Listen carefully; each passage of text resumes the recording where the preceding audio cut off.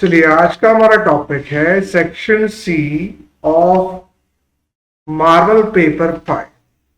Section C देखते हैं। Answer the following questions from 31 to 36 in one sentence each. Each question carries 3 marks. Answer the following questions 31 से 36 attend करने एक sentence में। Okay, एक sentence में नहीं है। Answer the following question from 31 to 36। 3 mark का एक क्वेश्चन है, कोई भी 4 अटेंड कर ले। देखते हैं आगे। पहला क्वेश्चन सेम ही है। Sheila, Surbhi and Seema are partners sharing approximate ratio of 2:5:1. Determine the amount of profit of each partner if the profit of the firm at the end of the year was rupees 1,92,000. तो यहाँ तीन partner है, Sheila, Surabhi and सीमा, और उनका total है, तो total amount है वो दिया हुआ है। अब मान लो कि उनका रेशियो है 2:5:1, तो 5 + 2 7 + 1 8 के हिसाब से आता है 1,92,000। अगर 8 के हिसाब से 1,92,000 है तो 1 के हिसाब से कितना, तो 1,92,000 इंटू 1 डिवाइड बाय 8, तो 1,92,000 इंटू 1 डिवाइड बाय 8, आपका आंसर आएगा 24,000। करेक्ट। फिर इंटू 2 करेंगे तो यहाँ पे आ जाएगा 48,000। तो ये 24,000, ये 48,000। फिर 24,000 into 5, because 192 into 5 divide by 8 करेंगे तो भी आंसर यही आएगा। और 24,000 क्या होता है, 192,000 डिवाइड बाय 8 करें तो 24,000 आता है। 24,000 इंटू 1 24,000, 24,000 इंटू 2 48,000, 24,000 इंटू 5, जो कर लेते हैं 24,000 इंटू 5, तो 1,20,000। 24,000 into 5 1,20,000, 24,000 into 2 48,000। Basic maths. Next आ जाते हैं। Poonam, Chandni and Komal are partners in the firm.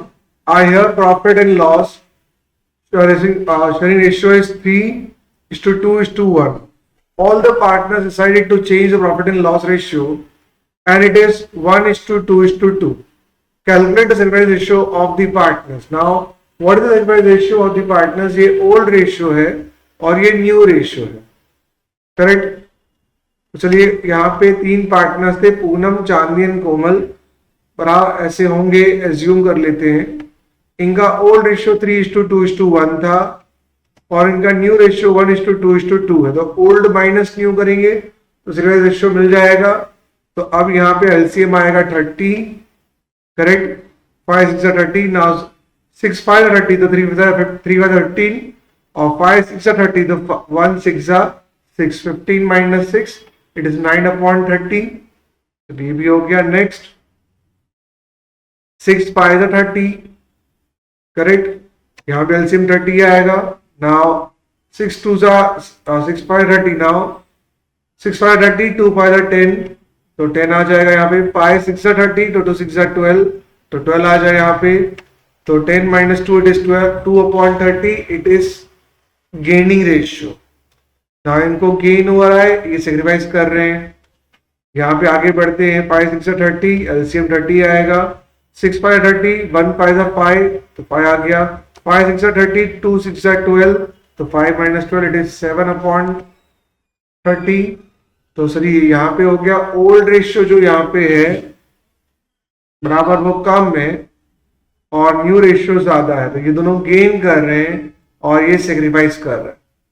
Correct. Because he sacrificing 9/30 जो इन दोनों को मिल रहा है। Any doubts? No doubts. चलिए आगे बढ़ते हैं। चलिए क्लियर हुआ कि ये हो रहा है, ये सेक्रीफाइस कर रही है पूनम, और चांदनी और कोमल गेन कर रहे हैं। नेक्स्ट, तो 7:2 का गेन है और रेशियो यहाँ है। नेक्स्ट आते हैं।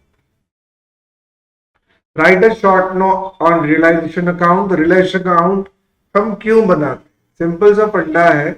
रियलाइजेशन अकाउंट के बारे में अगर हम नोटिस करें तो ये अकाउंट इसलिए बनाया जाता है कि हम सारे एसेट्स और लायबिलिटी में जो भी लॉस खाते हैं या प्रॉफिट लाते हैं उन सबको रिकॉर्ड करने के लिए अकाउंट बनाया जाता है। अब इसको मैं अगर वन नोट पे एक्सप्लेन करूं,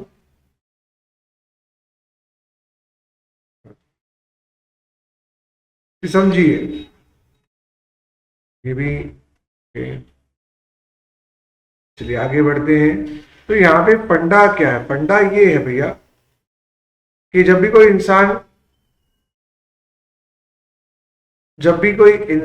सपोज फॉर एग्जाम्पल कोई फर्म है, अब ये फर्म मान लीजिए चल रही है कई सालों से चल रही है, और मान लीजिए 5 साल बाद इसने अपने आप को डुबाया। अब मान लो डुबाते हैं तो क्या होता है, अगर डुबाएंगे तो एक बात तो क्लियर है कि जो भी इनकी बैलेंस शीट होगी, करेक्ट, उसमें जो भी एसेट्स होंगे उनको बेचेंगे तो लॉस होगा या प्रॉफिट होगा, जो भी लायबिलिटी होगी उसको चुकाएंगे या लॉस होगा या प्रॉफिट होगा। तो उस लॉस और प्रॉफिट को एडजस्ट करने के ये लोग यहाँ पे एक अकाउंट बनाते हैं जिसको ये बोलते हैं रियलाइजेशन अकाउंट, करेक्ट। तो रियलाइजेशन अकाउंट में क्या आता है? रियलाइजेशन अकाउंट में आता है कि कोई भी लॉस या एक्सपेंस होता है तो हम इस तरफ डेबिट करते हैं, और अगर कोई इनकम या प्रॉफिट होता है तो ये हम क्रेडिट करते हैं, तो नेट प्रॉफिट में यहाँ पे मिल जाता है। Any doubt? रियलाइजेशन अकाउंट के बारे में जरा समझते हैं। At the time of dissolution of the firm, all the books of the accounts are closed, all assets are sold and all the liabilities are paid off. मतलब क्या, जब भी हम फर्म को डिसॉल्व करते हैं सारे एसेट्स को बेच देते हैं और उसमें से सारी लायबिलिटीज चुका देते हैं। फिर ऑर्डर टू रिकॉर्ड जो भी सेल रिकॉर्ड्स होते हैं या लायबिलिटी चुकाते हैं तो उसके लिए हम रियलाइजेशन अकाउंट खोलते हैं। रियलाइजेशन अकाउंट एक नॉमिनल अकाउंट होता है जिससे हम सिर्फ ये रिकॉर्ड रख सके कि हमने प्रॉपर्टी क्या बेची है और लायबिलिटी चुकाई है तो कितनी की बेची है और कितनी की लायबिलिटी चुकाई है, ऑब्लिगेशन में लायबिलिटी चुकाई है। Realisation account is created to determine the gain and loss from selling the assets और डेट। रियलाइजेशन अकाउंट हम इसलिए क्रिएट करते हैं to determine the gain and loss from selling the assets. जो भी हम एसेट्स बेचते हैं उसमें जो गेन और लॉस होता है वो हम डिटरमाइन कर सके। और रियलाइजेशन अकाउंट एक फिक्स्ड नेचर होता है, सिर्फ एक समय के लिए बनाया जाता है, सिर्फ ये फाइंड आउट करने के लिए कि क्या प्रॉफिट हुआ क्या लॉस हुआ। The past journal entries in the following transaction. When the realization account is prepared, narration is not necessary. The book value of machine is 50,000. It is taken over by partner Dhaval for 55,000. हमें ये assume कर लेना है कि machine की जो पूरी value है वो ऑलरेडी रियलाइजेशन में ट्रांसफर हो चुकी है। अगर रियलाइजेशन में ऑलरेडी ट्रांसफर हो चुकी है तो हमें क्या करना है, हमें सिर्फ उसके पैसे धवल से लेने हैं, तो धवल को डेबिट कर देंगे, करेक्ट, धवल को यहां डेबिट कर देंगे और सारे रिलेशन को 85,000 से क्रेडिट कर देंगे। सर ये क्या है? देखो अगर लॉजिकली समझाओ तो बड़ा सिंपल टॉपिक, देखो चलिए जरा सिंपल टॉपिक देख लेते हैं। भैया नीचे क्यों नहीं जा रहा, चलो आगे ले लेते चलिए।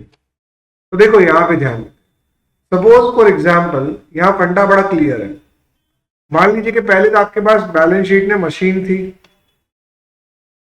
50,000 रुपीज की, आपने उसे रिलेशन में ट्रांसफर कर दिया 50,000 रुपीज, तो एंट्री हो गई realisation account debit to machine 50,000 की हो चुकी है। अब वही मशीन 55,000 में लेके गया धवल, तो धवल का अकाउंट डेबिट करके धवल से लेने 55,000 रुपए और सामने रिलेशन में 55,000 क्रेडिट कर देंगे बिकॉज उतना पैसा आएगा। तो एंट्री है कि Dhawal account debit to realisation, तो ये हमारा पैसे लेने धवल से, तो Dhawal account debit to realisation because already machine relation में ट्रांसफर हो चुकी है तो उसका हमें कुछ करना नहीं।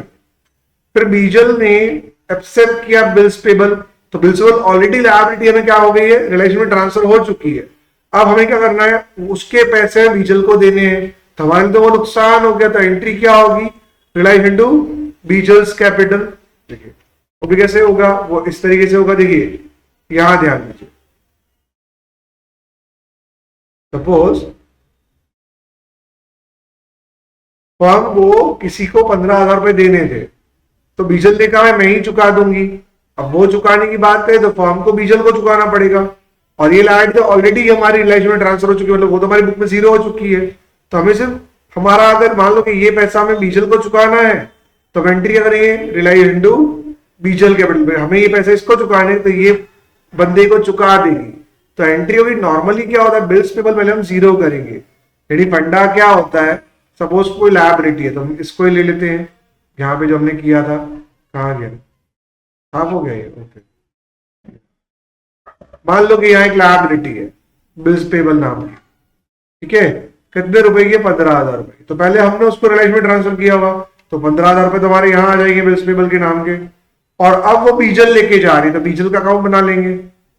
अब बीजल क्या कर रही है, इसको लेके जा रही है 15,000 में, तो यहाँ बीजल कैपिटल डेबिट होगा कितने से, 15,000 से, और वही पैसा बीजल कैपिटल में 15,000 क्रेडिट हो जाएगी रिलायंस के नाम से। सिंपल सा फंडा है, एंट्री क्या होगा, रिलायंस account debit to Bijal capital, simple है। चलिए नेक्स्ट आते हैं। फिर next, past bad debt written off for 11,000 out of 6,000 was recovered. अब मान लो कि बंदे से वो 11,000 रुपए का माल बेचा था, तो हमने एंट्री क्या की होगी, debtors account debit to sales.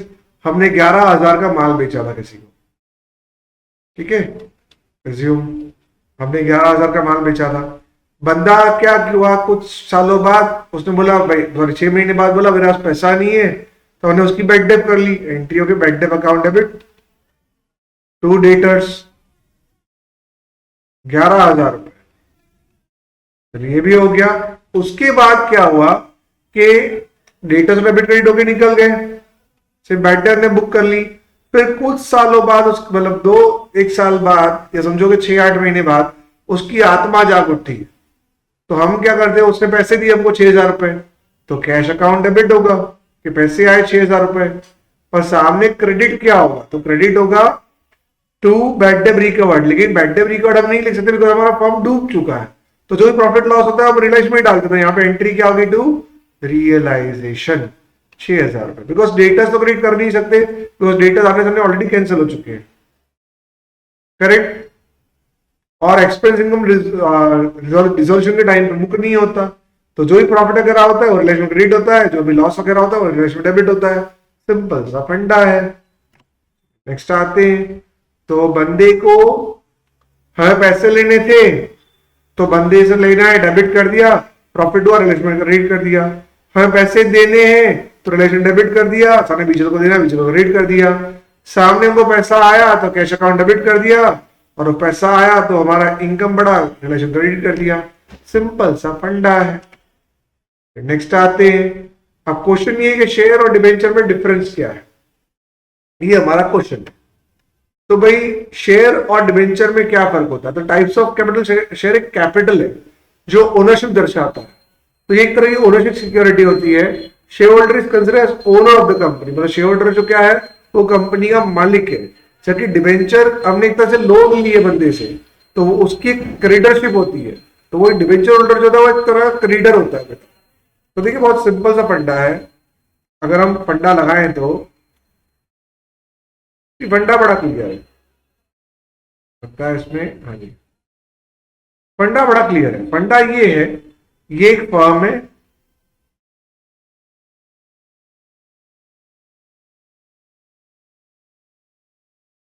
तो अब मान लो कि इसने इक्विटी शेयर इश्यू किए थे और पैसे लिए थे, तो इसने इक्विटी शेयर इश्यू किए थे किसको, भाई राम को, और सामने मनी लिया था विटामिन एम। इसने डिबेंचर इश्यू किए थे, सामने पैसे लिए हैं, बराबर। अब ये कौन हो गया, डिबेंचर होल्डर। अब डिबेंचर होल्डर को हमने एक तरह से देखा जाए तो हमने एक्चुअली लोन ली है, यहां हमने लोन ली है और यहां हमने ओनरशिप ट्रांसफर की है, तो ये मालिक हुआ और ये क्रेडिटर हुआ। नेक्स्ट आते हैं, तो यहां बात कर लेते हैं राम की और यहां बात करते हैं Shyam. Next, charge of security, share being ownership security, the company has not to offer any security against this. मतलब क्या होता है, जब भी आप कोई इक्विटी शेयर इशू करते हो तो एक तरह से आप उसको मालिक बना रहे हो, तो सामने को कुछ गिरवी नहीं रखना पड़ेगा। जबकि आप डिबेंचर इशू करते हो और पैसे लेते हो तो सामने आपको कोई सिक्योरिटी गिरवी रखनी पड़ती है, जैसे for example machine, building, stock. तो इसको हम क्या बोलते हैं कि हमने कोई चीज गिरवी रखी है और उसको आरओसी में रजिस्टर कराना पड़ता है। आरओसी मतलब रजिस्टर ऑफ कंपनीज, बराबर, जहां कंपनी रजिस्टर होती है तो वहां पे आपको उसको रजिस्टर कराना पड़ता है। इसको हम बोलते हैं चार्ज। जब भी आप कोई गिरवी रखते हो उसको आरओसी में रजिस्टर कराते हो, इट इज चार्ज, और वो भी डिबेंचर होल्डिंग के सामने करनी पड़ती है, ना कि इक्विटी होल्डिंग के सामने। The company generally required to create a fixed and floating charge। अब फिक्स चार्ज क्या होता है? जब आप मशीन या बिल्डिंग गिरवी रखते हो तो इसको हम फिक्स चार्ज बोलते हैं। तो यहाँ आप स्टॉक गिरवी रखते हो तो ये फ्लोटिंग चार्ज होता है, बिकॉज आप स्टॉक हर बार बेचते रहते हो और नया स्टॉक लेते रहते हो। राइट्स, शेयर होल्डर्स के पास अधिकार होते हैं कि वो कंपनी के एडमिनिस्ट्रेशन में भाग ले सकती है by the help of voting rights. Because क्या होता है, जब भी कोई कंपनी होती है वो कोई मीटिंग करती है, मतलब क्या होता है कि कंपनी को जब कोई बेसिक निर्णय लेना होता है तो वो निर्णय वो कब लेती है? लॉजिकली देखा जाए तो वो निर्णय लेती है बाद में। रिज्यूम में आपको एक बात बता दूं, चलिए इसको, हाँ जी, देखिए बहुत सिंपल सा फंडा है। समझिए कि ये कंपनी है और कंपनी का ये एक साल है, ये एक साल है और एक दूसरा साल। तो कंपनी हर 3 महीने में एक ईजीएम करती है, इसको हम एनुअल एक्स्ट्राऑर्डिनरी मीटिंग कहते हैं, जिसमें वो रूटीन टास्क ले शेयर होल्डर्स को बुलाती है और निर्णय लेती है, कोई बड़ा निर्णय लेना हो तो। और एक साल के बाद उसके 6 महीने के अंदर एजीएम करती है, it's called annual general meeting. इसमें कॉमन कुछ निर्णय लेने होते हैं, जैसे डायरेक्टर को अपॉइंट करना, डायरेक्टर को निकालना, ऑडिटर को अपॉइंट करना, ऑडिटर को निकालना, अकाउंट्स को अडॉप्ट करना, और दूसरा जो बोलते हैं डिविडेंड डिक्लेयर करना। ये कुछ कॉमन डिसीजंस होते हैं जो लेने के लिए शेयर होल्डर्स को बुलाया जाता है। और ये कॉमन रूटीन कोई निर्णय लेना हो जो बड़ा हो, उसमें बीच में बुलाया जाता है। हालांकि ऐसा कोई भी मीटिंग डिबेंचर होल्डर्स की नहीं होती, डिबेंचर होल्डर्स को नहीं बुलाया जाता कोई भी निर्णय लेने के लिए। तो इक्विटी शेयर होल्डर्स जो होते हैं उनका अधिकार होता है एडमिशन में भागीदारी लेना। हालांकि वो इतना बड़ा फैसला नहीं लेते, भाई चलो मैं जियो कंपनी में जाता हूँ, बोलता हूँ ब्लू कार्ड नहीं लेना है, मुझे ग्रीन कार्ड प्रोड्यूस करना। तो ऐसे निर्णय वो लोग नहीं ले सकते। जहां उनका पैसा इन्वॉल्व हो, लॉन्ग टर्म डिसीजन हो, तो वहां शेयर होल्डर्स को बुलाया जाता है, डिबेंचर होल्डर्स को नहीं बुलाया जाता, क्योंकि उनके पास कोई वोटिंग राइट्स नहीं होते। रिस्ट्रिक्शन और issue at discount, equity share सिर्फ नॉर्मल इक्विटी शेयर डिस्काउंट में इशू नहीं होते, बिकॉज याद रखिए इक्विटी शेयर सिर्फ एक ही केस में डिस्काउंट में इशू होते हैं, और वो होते हैं स्वीट इक्विटी शेयर जो एम्प्लॉयज को दिए जाते हैं। अगर कोई बंदा मेरे यहाँ 3 साल काम करेगा, ये कुछ इस तरह फंडा होता है कि कोई बंदा अगर मेरे साथ 3 साल काम करेगा तो मैं अगले 2 सालों में, अगले 2 सालों में उसको 100 रुपए का शेयर 50 रुपए में दूंगा। इसको ईएसओपी के नाम से भी जाना जाता है, ESOP, employment stock option plan. इसमें स्वीट इक्विटी शेयर दिए जाते हैं और ये डिस्काउंट में दिए जाते हैं। करेक्ट, बाकी कोई भी शेयर वो डिस्काउंट में इशू नहीं कर सकते। हालांकि डिबेंचर होल्डर्स को डिबेंचर में डिस्काउंट में इशू कर सकते हैं, 100 रुपए का डिबेंचर 90 रुपए इशू कर सकते हैं। शेयर्स कहीं भी किसी और सिक्योरिटी में कन्वर्ट नहीं होता, लेकिन डिबेंचर इक्विटी में कन्वर्ट हो सकता है। मतलब आप डिबेंचर, अगर मान लो किसी को डिबेंचर इशू किए हैं, जैसे हमने यहाँ पे शाम को इशू किए हैं, बराबर। अब मान लीजिए कि मैंने शाम को डिबेंचर इशू किए हैं, अब 5 साल बाद मैं इसको डिबेंचर इससे कलेक्ट करके मैं इक्विटी इशू कर सकता, पर ऐसा मैं इक्विटी शेयर होल्डर के साथ नहीं कर सकता। इक्विटी वालों को कोई और सिक्योरिटी नहीं दी जाती, बल्कि डिबेंचर होल्डर्स वालों को इक्विटी दी जा सकती है। कंपनी इक्विटी शेयर्स को भी रिडीम नहीं करती, मतलब उनको वापस नहीं लौटाती, क्योंकि डिबेंचर होल्डर्स का एक फिक्स पीरियड होता है, 2 साल 3 साल पर मैक्सिमम 5 साल होता है। मतलब क्या होता है, आपने इक्विटी शेयर इश्यू किए और पैसे ले लिए, आप कभी वो पैसे लौटा के इक्विटी शेयर वापस नहीं लेने वाले।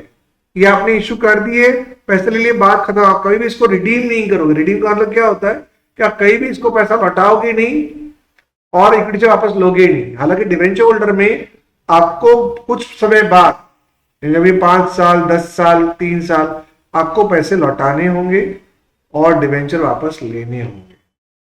करेक्ट, ऐसा करना पड़ता है। आगे बढ़ते हैं, और उसका मैक्सिमम पीरियड 20 साल का होता है। 20 साल के अंदर तो आपको डिबेंचर वापस ले ही लेने होंगे। नेक्स्ट आते हैं, ऑन 1 अगस्त 2017 नमस्कार लिमिटेड इश्यूज 10,009% डिबेंचर और 100 each at par. Now these debentures are to be redeemed on 31/7/2022 at rupees 120 per debenture. Pass the journal entries in the books of the company for the issue of redemption of debenture. Issued it without duration. तो देखो एक बात समझो, सम बड़ा simple है। अगर आपको सब सिंपल ही लगेगा, आप तो पढ़ लिख के बैठे हो, बेटा आप लोग ही पढ़ लो, फिर आपको भी सिंपल लगेगा। चलिए सिंपल कर देते हैं बात को। बंदे ने एक 7 को 1/7/2017 को नमस्कार लिमिटेड ने डिवेंचर इशू किए। कितने के भाई, कितने के डिवेंचर इशू किए भैया? 10,000 eight rupees 100, it is 10 lakh. तो 10 लाख के डिवेंचर इशू किए और उसको 12 लाख में रिडीम कर रहे हैं। तो भैया बड़ा सिंपल सा फंडा है, आपको पैसे कितने मिल रहे हैं अभी? 10 लाख। ताकि पहली एंट्री आएगी bank account debit to debenture application and allotment in the books of नमस्कार limited, bank account debit to debenture application and allotment 10 lakh rupees. Correct. फिर आप अगर मान लो कि रिडेम्पशन की बात नहीं बोली गई होती, कि भाई रिडेम्पशन के बारे में कुछ बोला नहीं गया होता, तो आप इसी को क्या कर देते? डिवेंचर एप्लीकेशन टू डिवेंचर कर देते, जैसे आप कर रहे हो वैसे ही। करेक्ट। अब मान लीजिए रिडेम्पशन पार होता तो भी यही एंट्री होती, और रिडेम्पशन प्रीमियम है, जब भी आप रिडेम्पशन पार हो ना, जैसे आप नॉर्मली एंट्री करते हो वही करनी होती, पर जब भी रिडेम्पशन प्रीमियम हो तो एक बात हमेशा याद रखने की कि जब भी रिडेम्पशन प्रीमियम हो तो रिडेम्पशन जो प्रीमियम होता है ना, वो हमें जमा करना पड़ता है। मतलब जो 2 लाख रुपए जो हमें भविष्य में एक्स्ट्रा चुकाने हैं वो हमें जमा करने पड़ते हैं। तो ये जो 2 लाख रुपए जो हमें एक्स्ट्रा जमा करने हैं, उसकी एंट्री क्या होती है? उसकी एंट्री होती है that is loss on issued, मतलब वो एंट्री में अलग से इसमें जोड़ देनी होती है, loss on issued debenture account debit to debenture redemption premium. Because ये आपको 2 लाख रुपए अलग से आपको चुकाने हैं, तो ये आपकी लायबिलिटी हो गई और उसके लिए आपको पैसे जमा करने पड़ेंगे, तो वो एक तरह से आपका एसेट हो गया। क्योंकि आप इसको एक 2 लाख रुपए आप अगले 5 साल में राइट ऑफ करोगे 40,000 रुपीज, तो आपके 2 लाख रुपए जमा हो जाएंगे और फिर आप उसको चुका पाओगे। मतलब हर साल हम 40,000 रुपए जमा करेंगे, बिकॉज 5 साल है, तो 40,000 रुपीज अगर हम हर साल जमा करेंगे तो क्या होगा? आफ्टर 5 years हमारे पास 2 लाख रुपए जमा हो जाएंगे और वो हम चुका पाएंगे। तो उसके लिए हमें एक तरह से एक एसेट खड़ी करनी पड़ती है लॉस की, और भविष्य में हमें लायबिलिटी चुकानी पड़ती है 2 लाख रुपए। ये आप ऑलरेडी सीख ही चुके हो। आपको इतना याद रखना है कि रिडेम्पशन प्रीमियम जब भी होता है तो जो आपकी नॉर्मली एंट्री है वही आपकी अर्निंग होती है, बस ऊपर लॉस और नीचे प्रीमियम डाल देना हो। याद रखिए, bank to debenture application, debenture application to debenture. Normally अगर आपकी जो भी एंट्री है आप वही डाल लो, पर जब भी रिडेम्पशन प्रीमियम हो तो ऊपर लॉस और नीचे प्रीमियम डाल देने का, बस बात खत्म। आपको आफ्टर 5 years कितने रुपए चुकाने हैं? 12 लाख रुपीज, 10,000 इंटू 120, तो आधे के 12 लाख रुपए, तो आपको यही 10 लाख रुपए डिवेंचर के चुकाने और 2 लाख रुपए प्रीमियम के।